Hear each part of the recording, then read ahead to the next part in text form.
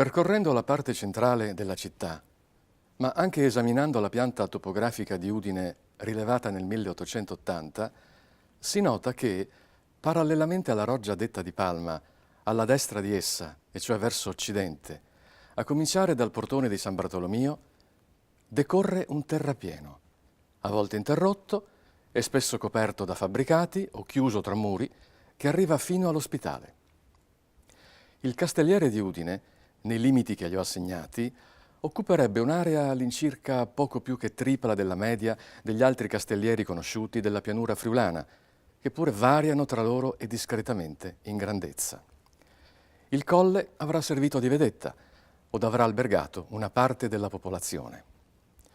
Osserviamo infatti una identica disposizione nel Castelliere di Variano, salvo che tanto il colle naturale quanto l'artefatto recinto sono colà più piccoli.